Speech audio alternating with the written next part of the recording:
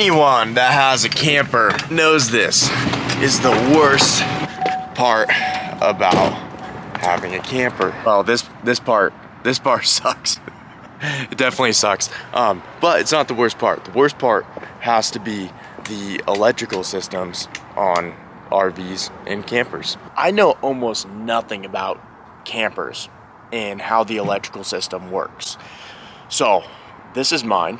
I have had it for about a year and I've been using it, and I want to create a video series dedicated to me learning the ins and outs of how these campers and the electrical systems work, and then apply what I know about solar panels and batteries to make this a sweet, reliable, easy to use, powerful, setup. This is my glorious Nomad Skyline. It's a 1994 and I accidentally bought it.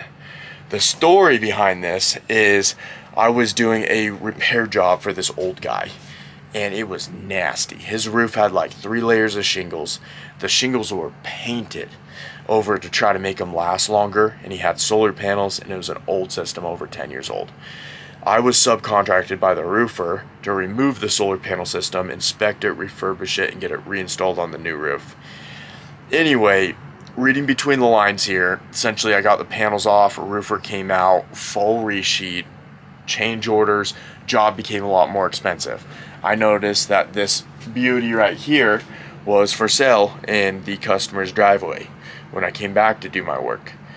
So essentially we worked something out, and it was basically a trade deal where I refurbished the system, reinstalled it, got everything perfect and set up, and my work was essentially trade for this trailer because he needed to sell it in order to pay for the extra costs he wasn't expecting. Owner got a 6 solar panel system I did an excellent job on, and I got myself my first camper, which has been fun. Going to the lake and, going camping and enjoying Utah and this beautiful place it is. So immediately when I took this camper out, I found all my friends that have campers too, and you're all like camping friends, and you all go to a spot. The first thing that I bought was this guy right here. Was just a like 5,000 watt generator from Harbor Freight. And this is what I'm seeing everybody doing in this camping world. That's what my friends do. This is what I've seen other people at the canyon do. They essentially go, they take their camper, the truck has a DC power system, it's called your alternator. It charges the batteries as you're driving, and the batteries are somewhat charged up depending on how big your battery bank is, how fast your truck charges, how far you're driving, and all that.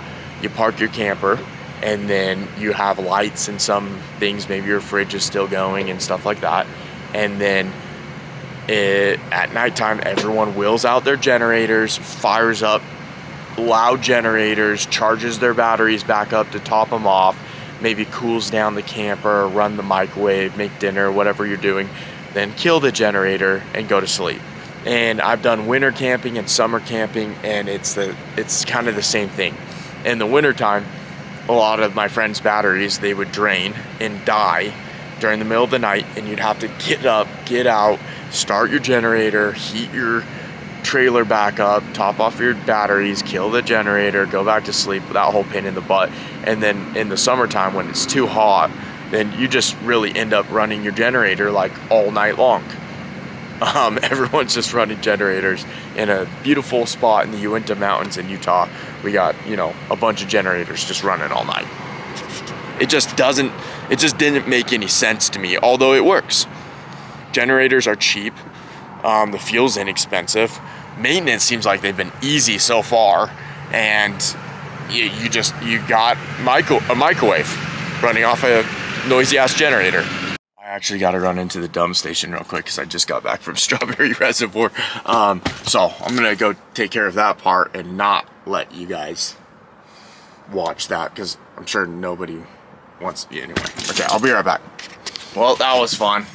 All I can say is thank God for YouTube when it comes to that portion of camping. I had to learn how to do that. But anyway, talking back to the generator, I saw everyone do this, so I went and got myself a generator from Harbor Freight. And the first thing that I noticed, you know, first time taking the camper out, getting a generator, running it, was as soon as I turned off my generator, all of a sudden half the stuff I needed inside of the camper didn't work anymore. That got me to investigate a little bit further, and this is how mine is. I don't know, it's an old camper. I don't know if the newer ones are any different, but there was a few weird things that I noticed just right off the get-go. So first thing I do, you know, I had a multimeter on me and stuff, is I open up this panel for the electrical. And obviously right here is breakers. You know, you have a main breaker, and then you have one that goes to the general purpose microwave appliances, and then the AC, I believe, is that one. And then right here, you have a fuse panel with a negative and a positive, and then fuses that go to other things on here, like lights and bathroom fan and a few other things on there. Like this blows my mind. If you go over to the bedroom, bed right here, there's an outlet right here. Outlet right there. Sorry, it's super dark in this camper. All the curtains closed because I was driving. But you go to the bedroom and there's an outlet right here, and an outlet right there, which I would assume would be, you know, charge your phone or electronics or something like that. Well, you have to run your 5,000 watt gas generator in order to charge your cell phone, which it didn't make any sense to me. So you wake up in the morning and your batteries have been depleted, your camper's cooled, and your phone's dead. My run through, like my basic understanding, is that your camper plugs into your truck. Your truck has a dedicated circuit for the exterior lights, which is just a continuation of the lights on the vehicle. Turn signal turns, the turn signal in the back of your truck as well as the back of the vehicle.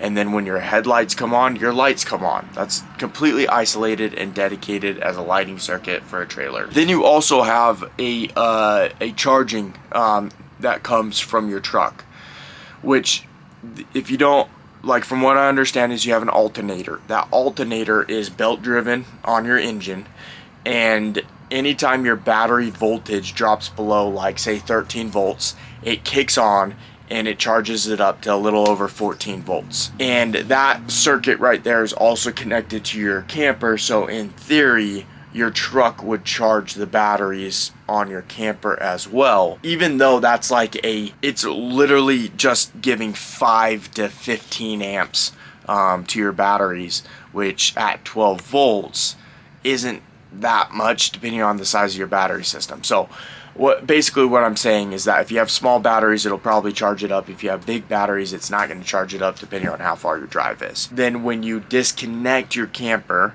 you now are just running off the batteries, and you have a few different things. A few lights, maybe your 12 volt refrigerator, that is probably going to drain the batteries pretty quick. Your furnace, the pump, the water pump, but you're not going to have any of the receptacles. You're not going to have the AC, be able to run the AC or to do any of the bigger loads on your camper unless you fire up your generator. For the life of me, I just couldn't understand why I had to fire up my generator in order to simply just charge my cell phone at night. But as I've taken this thing out on a few trips, starting to make a little bit more sense.